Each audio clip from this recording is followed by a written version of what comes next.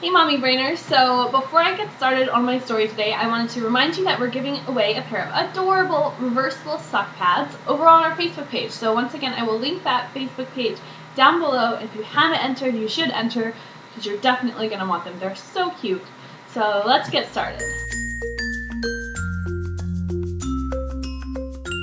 Today I'm going to be talking about my pregnancy. Now, I just want to clarify, this is not a current pregnancy. I'm not currently pregnant, but this is actually about Titus. And I was thinking and watching a lot of other vlogs, and I never really told my full story here on YouTube. I told my birth story, but I've never actually told my pregnancy story. And I'm a single mom, and I went through a lot of stuff when I was pregnant. I was homeless for a time, and I did some couch surfing, and I was horribly sick, and there's just so much happened during my pregnancy that I feel like I should totally pass on this information to anyone who's curious.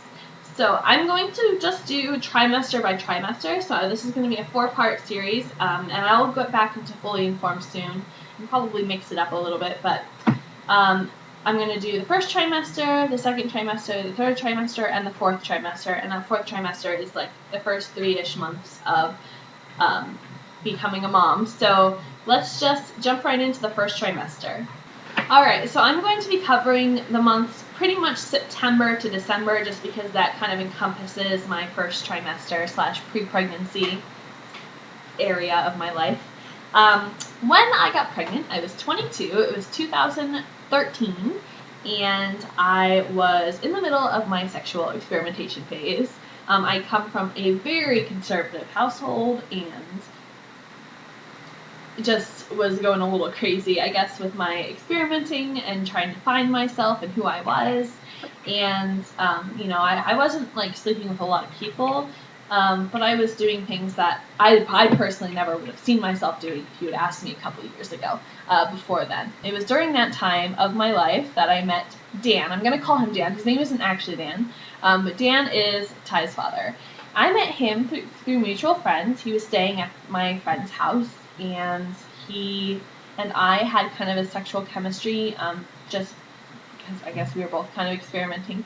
And we started hooking up, and we had a friends with benefits situation kind of for it was like all of the month of September. It was just kind of an end of summer fling sort of thing, and it felt really innocent and safe because he was kind of the type of person who I knew I wouldn't actually date, but it would be fun to hang out with. So it was just definitely my partying time of my life, and we hung out a lot, and fast forward to the last week of September, and I spent the night at my friend's house with him, and we had used all the condoms the night before. I was not on any other sort of birth control, and I was not aware that that your cycles follow a certain pattern so that you can avoid pregnancy without birth control. I didn't know that.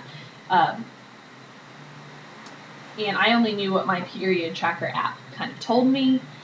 Anyway, so on this particular morning, we had run out of condoms, but we decided to have sex anyway. And afterwards, he was like, "Oh, I bet you're freaking out, and you're probably going to want to go buy like a Plan B pill later on." And I was like, I'm actually fine. I don't think I'm pregnant. At this point, I'm not even sure if I can get pregnant. Like, I've never been pregnant before in my life. I really wasn't worried. He's like, "Okay, well, you say that now, but we'll see how you are tomorrow." And I was like, "Okay. I'm totally fine." And he, I think he was nervous at that point. But, as the weeks went by after that, I think he pretty much forgot. However, I did not, because he was totally right. I started freaking out, and the day after, I was like, should I buy Plan B? I almost did. I was like, I don't know, this goes against my personal morals. I believe that life starts at conception, not implantation, so Plan B to me is abortive. And I decided not to, and just kind of take a chance. I was like, I'm probably overreacting anyway. So even though I tried to brush it off, I was nervous, and I very quickly told my mom, "Look, there's a possibility I could be pregnant. I had unprotected sex. When I went back on my period app later on, it was during a fertile day, so now I'm like super freaking out. And I just don't want you to stop loving me. And she was like, of course we wouldn't stop loving you. We love you. We love the baby if there is one. Don't freak out. You're probably not pregnant. We'll cross that bridge when we get there. And so I was like, okay, I'm probably not pregnant. And my roommate, Jonica, was saying, you're probably not pregnant. And pretty much everyone was like, you're probably not pregnant. So I started feeling like, I'm probably not pregnant. I didn't have any symptoms. October comes, and I'm still feeling fine. I'm not feeling any, like, sore boobs or nausea or anything like that.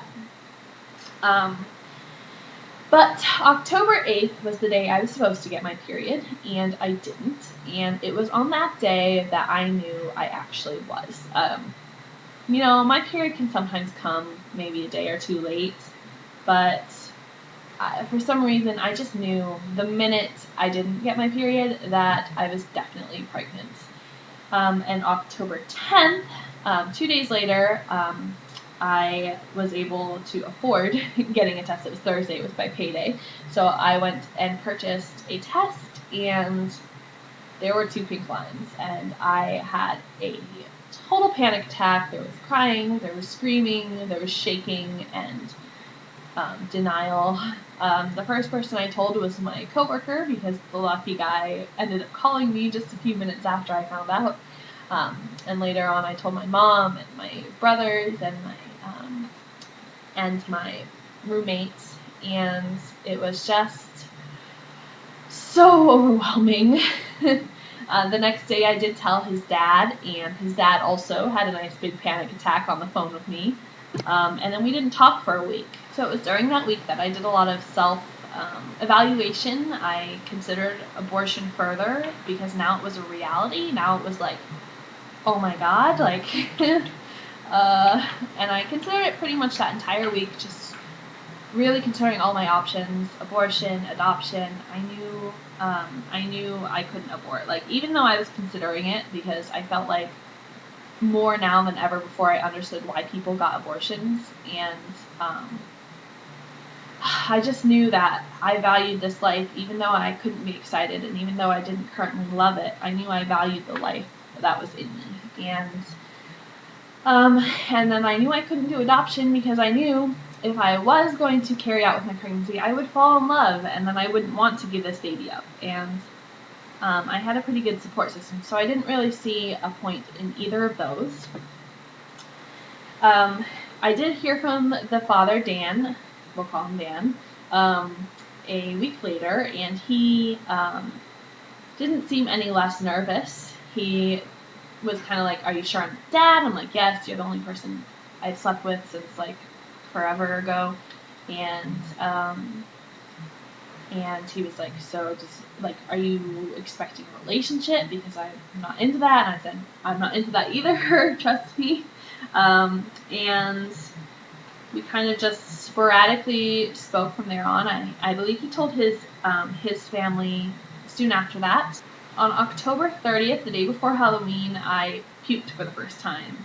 And I did not stop puking from that time on. That was when I was 7 weeks. And it was horrible. I was just so sick for pretty much the rest of my pregnancy. But we'll, of course, get to that fun stuff.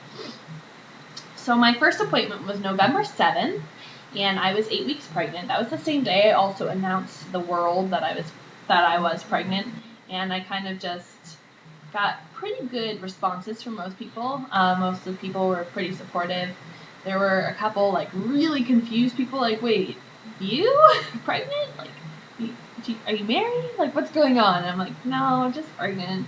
And then there were a couple people who were not so nice and were talking about, not even to me, but, like, in a way that I would clearly and obviously see, that they were just like, oh, I'm so disappointed in this person who's pregnant and is, like, I'm just so confused about why that seems to be such a, like, it's the pregnancy that's the big deal. It's not, like, being silly. It's, like, actually getting pregnant that's the issue. It's so weird. But anyway, all throughout the whole month of November, after that appointment, I started slowly feeling better. I remember apologizing a lot to the baby for not feeling excited or for not feeling like I loved it yet, and I kept promising it, I'm gonna love you. I'm gonna love you soon, even if I don't love you today. Don't worry, you're gonna be loved. And that did happen slowly over the first trimester. Slowly, I became more and more attached to this person growing inside me. And my next appointment was on December 12th. And I heard the heartbeat for the first time, and it was such a cool experience, and it didn't so much affect me, like, as I was hearing it, as I listened to it later on. Like, the more I listened to it, the more I was like, wow, like, this is so real, and I was so, like, quickly falling in love, much faster than I thought I would. It was during this time period between my first and second appointments that I bought this book here. This is what I'm looking at when I look down. This is my pregnancy journal, and it was so important for me to be able to do this and to write down my feelings and my thoughts, and this helped me express how I was feeling in a very easy to follow way, and also to get excited about each new step, because it's hard to get excited when you're so scared, because you might be losing your job soon, you don't know how long you're going to be able to live where you're currently living or what that would look like, and you're not really sure if you have the support of the dad. During this period, I was pretty sure I would have the support of the dad. I was a little nervous about it, but we kept talking, and in fact got closer. We became, instead of more like just like hookup buddies, we became actual friends, and that was really nice. So that was looking good. I was feeling good by the end of my third trimester. Though I was not physically feeling good, I was still puking. And I bought this for my baby. This is the first actual thing for him that I bought. And it was just so soft, and it called to me, and it has like little swirls on it. And at the time, I was being told that I was going to be having a girl, and I was being told this a lot, and so I started believing it, and I thought, if I'm having a girl, I want to do like cupcakes and ice cream and candies and such for like decoration. But I chose that because it was unisex, but also had that frosting look. So probably the coolest thing to happen throughout this time was I started talking to Sierra, and she was actually due not even 2 weeks after me. So that was so cool to go through pregnancy together with her. I think we started talking sometime around when I actually announced my pregnancy, maybe a little bit before then.